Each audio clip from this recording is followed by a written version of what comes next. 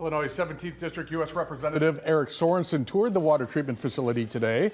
The new facility has the latest technology to remove impurities and contaminants from the water.